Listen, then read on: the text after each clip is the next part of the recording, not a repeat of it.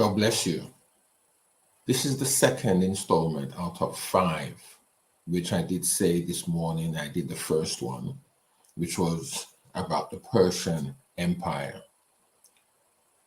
I will embark now to begin on the second prophetic word which was given to Daniel regarding world events which was to happen. In our case, they have already taken place because it is a historic fact. But again, are we still in the midst of a prophetic move of God according to his word?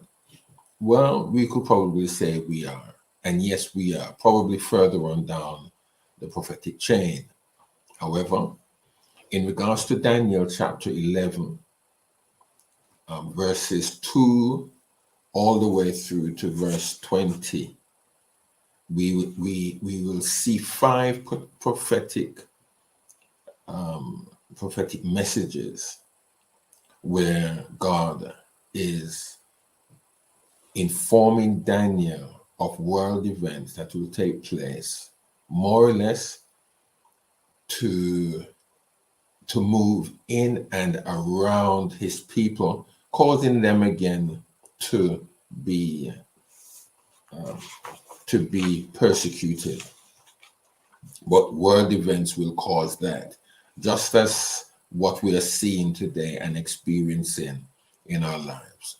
So they're going to be short. These things are going to be short, or these sessions will be short, and we will cover these areas over the next 2 days.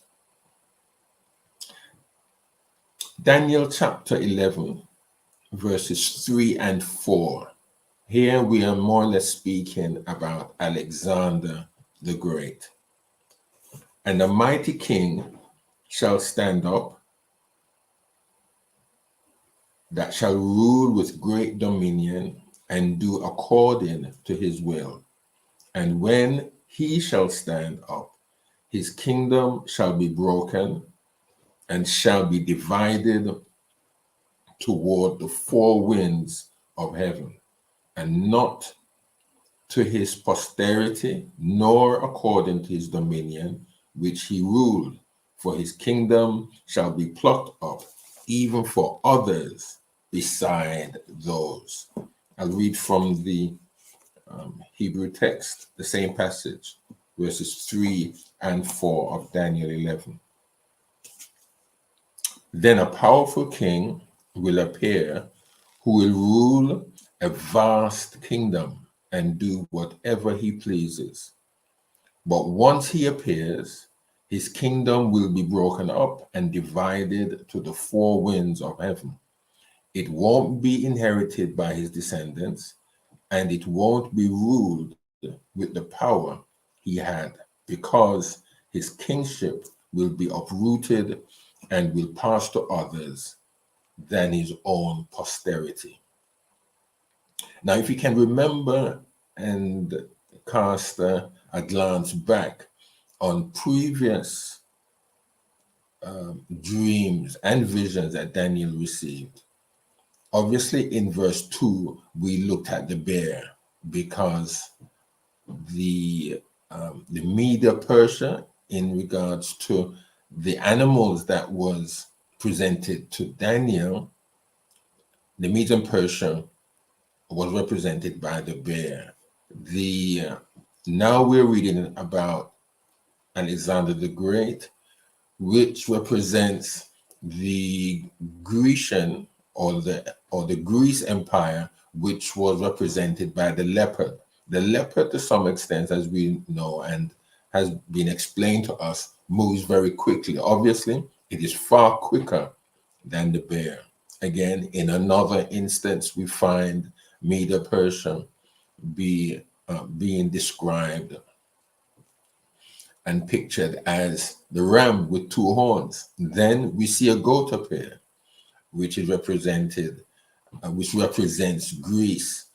But in both instances, more detail here is being given to Daniel. Obviously, Daniel is very much in the picture. Daniel, I am sure, has more understanding of what is being shown him and told of him, even though he may seem a little uneasy, or the or the description of him receiving the vision or receiving the understanding.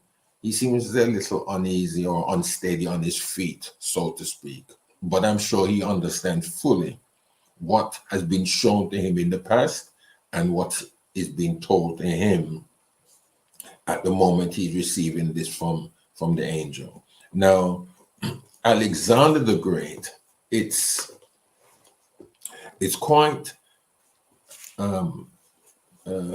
it's information here which is given about Alexander, because he now rules. We're now told, or being told, that Alexander is going to rule a vast empire with great power.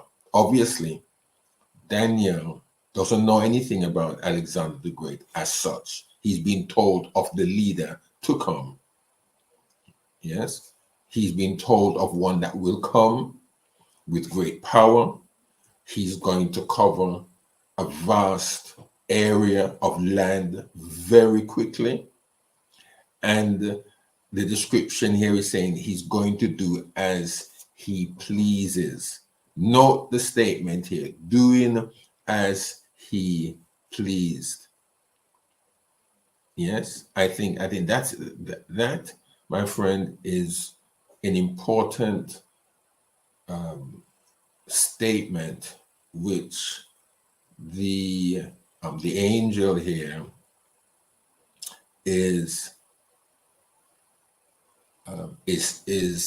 making a statement. He's saying something to Daniel that he has not yet said about the other rulers that he has mentioned before in relation to Persia and Media. Yes, a mighty king shall stand up that shall rule with great dominion and do according to his will. That's in verse 3. The Jewish text says here, a powerful king will appear and rule a vast kingdom and do whatever he pleases. Yes, he's going to do what no man at that time, there'll be no other ruler as powerful or as determined as Alexander, and he's going to move against Persia. Why? Because one of the kings of Persia moved against the kingdom his father ruled when he was alive. Now Alexander is in power. He is going to exact retribution on what that empire or on what that ruler did while his father was on the throne. This indicates to some extent the horrible sin and arrogant pride that Alexander had. Okay? Not only is he determined, but he is arrogant with the power that he has. He is arrogant and he has more pride. I would say his pride is much more evident than the other 4 kings or 3 kings we have been told of in relation to Persia Media. Okay, so Alexander, let us say, exalted himself. He was driven by the lust for power. Nobody could stand in his way as he swept across the face of the earth, so to speak. We don't know if they knew anything about the United States or South America or Canada. We don't know that. But as far as we are concerned, the then known world, which comprised, let us say, of Europe, Asia Minor, the Far East and such, even though he didn't go so far, even the top end of Africa, we know that he conquered far more lands than the empires before. Babylon was a great empire, but Persia Media was greater because they had more land. But when Alexander came, He conquered more. He conquered more than Babylon did, Nebuchadnezzar, and he conquered more than what Persia and Media conquered. So he was arrogant about it. He was filled with pride, knowing that he was the greatest ruler of all time, and greater even, I'm sure he had heard of Nebuchadnezzar. He thought himself far more greater than him. Nobody could stop him, despite the bloody slaughter, the injury, the pain, the destruction, and devastation he caused. He caused massive. War doesn't build anything, you know. You never see in war where houses are built and palaces are built. In quite the opposite happens. War brings destruction. War brings pain. War brings much blood and bloodshed. Okay. In the year 334 BC, he launched a retaliatory attack against the Persian Empire. And within 4 years, he completed his conquest of the empire, which is 331 BC. Within 9 years of that, Alexander was at the height of his power, but he died suddenly from a very high-grade fever in 323 BC. After his death, as we have been told before, and which to some extent it was depicted as in the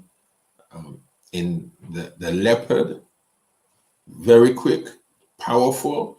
It had 4 heads. Yes, 4 heads, which depict that empire will be broken up 4 ways. And even with the goat, which represented the Grecian Empire, had a horn that was broken, as it says here, when he shall stand up, in verse 4 of Daniel 11, his kingdom shall be broken and shall be divided towards the 4 winds of heaven. So we are told now again, just as we were told when Daniel was shown the goat, that 4 horns would come up from that one horn that is broken. 4 horns towards the winds, 4 corners of the earth shall come up. Here it's been told that it will be divided, given to 4 generals that he had working with him to conquer the land. And we are told before that one notable little horn will rise amongst them. We will get to that when that comes. All right. But Daniel here is being given more information, much more information about the dreams and the visions he's had some years before. And again, let me say that it is all because of Daniel's concern for his people. He's been praying, he's been fasting, he's been going to the God of heaven because he's concerned of what's going to happen to his people in the latter times. But not only has God told him what's going to happen to Israel or to the children of captivity, Judah, some years later, but he's also telling him and signaling to him what's going to be happening in the latter days. And I would even probably go so far as to say in our day, during our time, and probably in our lifetime. So there's a lot of information here. It'll take much reading, 1. 2, it'll take much praying. It'll take much meditation, I believe. And if you really want to know more and more, is to really bother God about it. Bother is not the right word here, but remember I believe it was a lesson that was being taught, the parable about the lady and the unjust judge. She bothered the judge, didn't she? I believe it was the unjust judge. She bothered the judge so much that he relented and blessed her, so to speak. So I believe that that the information that is being given to us, that is being shown in the first instance anyway, to Daniel is additional information. He's being better informed. We also are being better informed. And I believe that at the end of Daniel, my intention, at least for me, is that I should know more, a little bit more of what Daniel knew, even though I'm not going to know everything, not unless the Lord grants me and grants us great insight into the scripture, which I hope he does. But I think that we be better prepared also for the times and the days which are ahead of us. So may God bless you. Continue to look to the Lord, to rest upon him. Continue to seek his face, because he is willing and he is just to reveal his word to us, that we will be better men and women for the gospel. Just again, for information, tomorrow we'll be looking at the third stage of this prophetic utterance that the angel is giving to Daniel. He will be looking at Egypt and Syria. Egypt and Syria. And we will be looking at just verse 5 of Daniel 11. So just read that one verse. I'm sure it won't hurt you. Think about it. If you can read otherwise, if you can pray, I'm sure the Lord will not withhold any good thing, as he has promised, from you, from us, if we only go to him in faith, believing. So God bless you, and we'll see you tomorrow.